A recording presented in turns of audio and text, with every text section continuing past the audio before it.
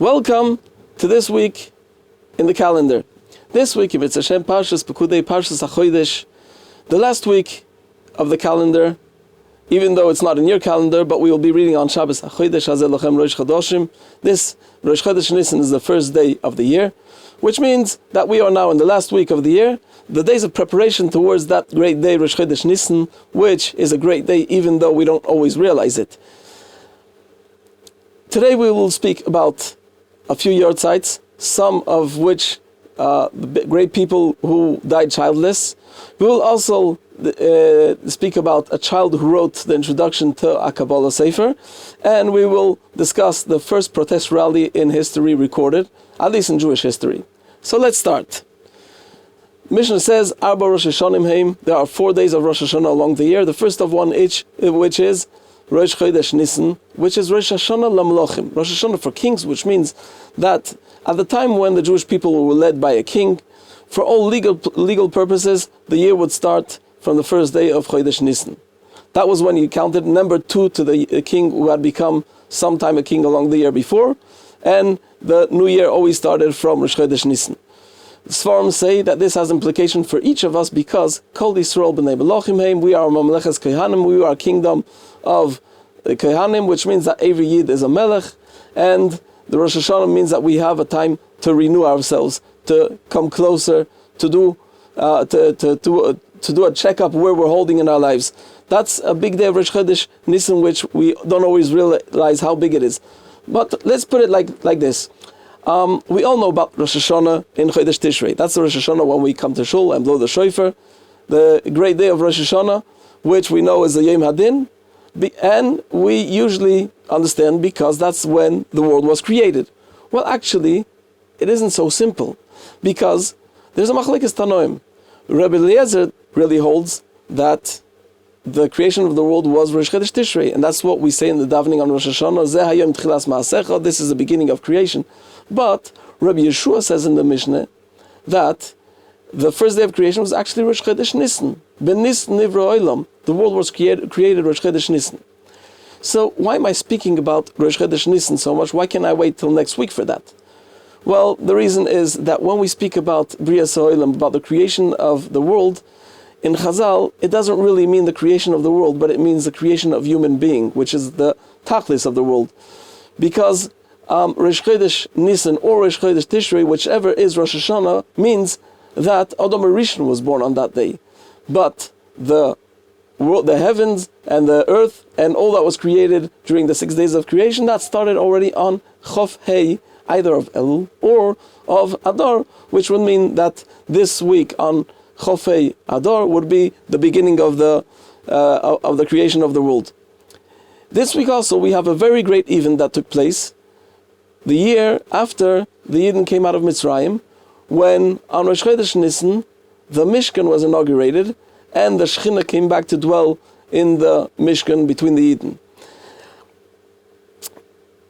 Now we know that HaKadosh Baruch Hu created the world because he wanted to have a dira b'tachtonim. He wanted to have a rest place in the lower material world. He wanted his splendor to be recognized even where it looks hidden. And that's what the Mishkan was all about. And of course, that's what we are all about. And that's why man was created on that day.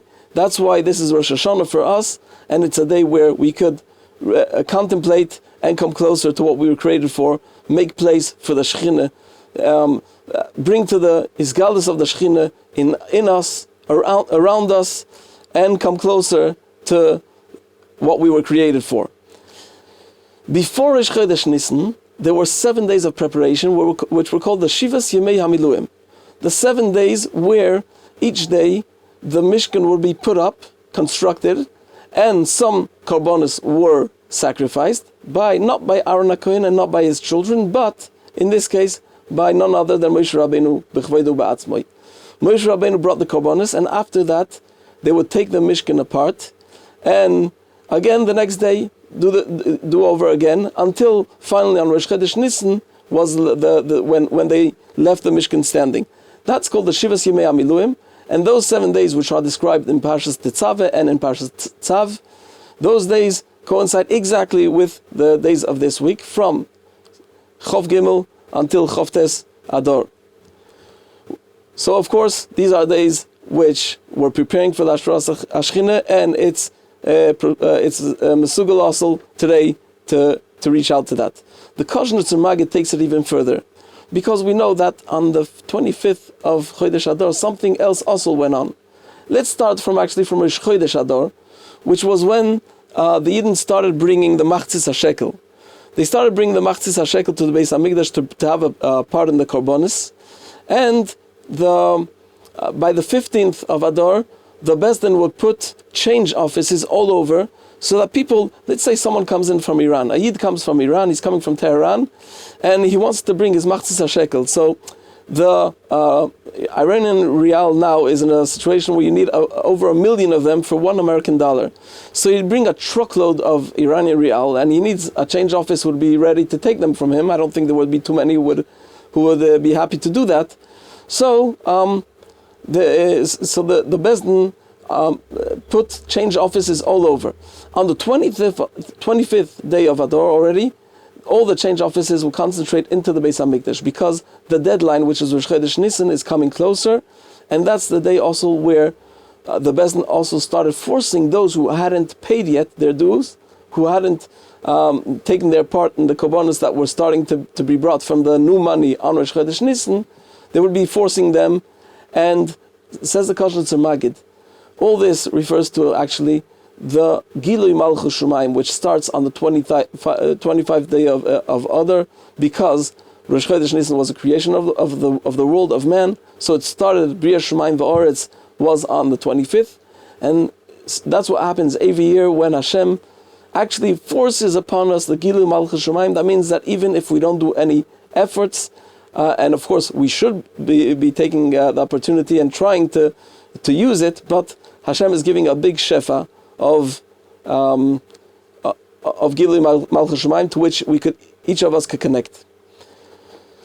Chofei Adar is also the yortzeit of Rabbi Gershon Kitiver. Rabbi Gershon Kitiver was the brother-in-law of the Holy Baal Shem Tov, and he actually, not like his brother-in-law who did not manage to come to Eretz Yisrael, Rabbi Gershon Kitiver did come to Eretz Yisrael.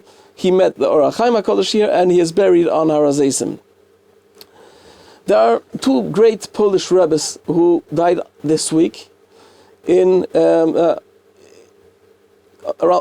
200 years ago. The Chidushei Rim of Ger and the Tifer Shleim of Radomsk. The Chidushei Rim was the first Ger Rebbe. He was a Talmud at the beginning of the Koshnitzer Magid, then of his son, and then he went to Pshische, and then he became a Chassid with the Kotzker Rebbe. When the Kotzker Rebbe died, he became a Rebbe, and he was a Rebbe for 7 years in Ger. He had a very close relationship with Reb Shlomo Radomsker, the Tifer Shlomo. Tifer Shlomo is one of the classic Chassidish Sforim, and the story is told that the Radomsker was once in Warsaw, and it was the days before Sukkot, between Yom Kippur and Sukkot. The Chidushei Rim came to visit him and gave him a kvittel, where he asked for a bracha for his daughter, who was very, very ill at the time. This daughter was the mother of the Sifsei Tzaddik, the Pilzer Rebbe. The Radomsker looked at the kvittel and didn't answer. He didn't say a word. He just looked at the kvittel, and the Chidushei Rim understood that he probably can't help him. So he insisted. He says, it's Zman Simchaseinu now.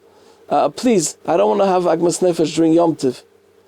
To that, the Tifer Shlomo responded, I promise you, you won't have any Agmas Nefesh during Yom Tov. And the sick daughter of the Chidushei Rim died actually on Isru Chag, the day after Yom Tov. Chidushei Rim was nifter. It was Shabbos, Chov Gimel Adar, Shaleshu this time, at the end of Shabbos. And when the news of his Ptira came to Radomsk, the Radomsker, the Tifer Shlomo, gave a sigh and said, now I'm going to be called to be Chazan for Kabbalah Shabbos, the cover the Chidushei Rim. The Radomsker Rebbe was very famous as a very, very special Chazan. He composed many Nigunim. He was also a musical genius. He had a choir, and there are many fabulous stories about the avodah that he did and the moifsim that he did with his music. and with his songs. And when he heard that Chidushim was nifter on Shabbos, so he said, now they're going to want to have a very good chazan for Kabbalah Shabbos, and they're going to call me up to be the chazan for Kabbalah Shabbos in Olam Haba. And indeed, that Friday, Chof Tes Adar, the Radomsker Rebbe was nifter. Chof Dalet Adar, 40 years ago, passed away the great mashgiach Reb Godel Eisner. Reb Godel was a legendary mashgiach, a mechanech. He was a big mechanech in Poland, and later on in Chidush Harim in Tel Aviv, in Eretz Yisrael. And though he didn't leave over any offspring, his only daughter was killed in the war, but he did leave over thousands and thousands of Talmidim and of families that were really survived for Yiddishkeit only because of him. There's one of the great heroes of Jewish history, and one of the people to whom we owe to be here today as a frum people is passed away on 26th of Adar Aleph in Tofrei Tzadik Vav 1936, and that's the famous Sarah Shanira, the founder of the Beis Yaakov movement, who founded the Beis Yaakov against all odds and against many, even rabbinical opposition. She eventually got the backing of Agudas Yisrael under the orders of the Tu Gdolei Ador, the Chofetz Chaim and the Chofetz Chaim and the Imre Emes, and Beis Yaakov took off in an incredible way and became really the backbone of Yiddishkeit the world over. In Yerushalayim 99 years ago, on Chof Zayin Adar, there was a sight that was seen by lots of people, an incredible sight, and Reb Aryeh Levin, the famous Yerushalmi tzaddik, Reb Aryeh Levin, writes about it in his memories. He wrote his memories of the Leshem, the Bala Leshem, the author of the Leshem Shvoi V'Achloma, a big Mekubal, Reb Shlomo Eliashiv his name was. He came to Yerushalayim in Tofresh Pei Dalet, 1924, and he passed away 2 years later. Reb Aryeh Levin testifies that he actually saw that while they were lowering the holy body of the Leshem into his grave on Har HaZeisim, appeared a beam of light across the sky, and it stayed there until actually until the end of the burial. This type of a sight is described in the Gemara, and the Gemara says that it happens only to 1 or 2 people in each generation. A very interesting fact about the Leshem is that when he came in 1924, he published a sefer which he had already prepared to print in Lithuania, where he came from, and he gave it to print in Yerushalayim, in Tofresh Pei Dalet, and he writes a very lengthy introduction in Kabbalah, but at the end of the introduction it says that I was very, very weak, and I lost my eyesight, so I couldn't really write this introduction. So the one who wrote it is actually my grandson, Hayeled Yosef Sholem, the son of my daughter Chaya Musha. That was the famous Rav Eliashiv, who was the grandson of the Leshem, who was at the time about 13 or 14 years old. The reason his name was Eliashiv was actually because when in 1924 they came up from Lithuania, they came on a family certificate, so the whole family, who were called Levinson, they had to take the name of the grandfather on whose name the certificate was. And to finish with the first protest rally in Jewish history, the Gemara tells us that the 28th day of Chodesh Adar was a holiday, was a Yom Tov in Jewish history, Megillas Tanis. It's not something that we practice today. There were many days which for various reasons were declared as days of Yom Tovim, where you're not allowed to fast and not allowed to say Hesped. And one of them is Chof Ches Chodesh Adar. What happened was that the Roman government prohibited to learn Torah, to do Bris Milah, and to keep Shabbos. And the Chachomim went to a Roman noble lady and asked her for advice. What could we do with such a gzeira? So the noble lady told them, "I'll tell you what to do. Make a Afghana. Go out during the night and organize a protest rally," which is what they did. They went out through the streets and shouted and screamed and cried, so that the ministers of the government should listen should hear their pain, and eventually the the edict was cancelled, and Chachamim made day of Yom Tiv. Agite Woch.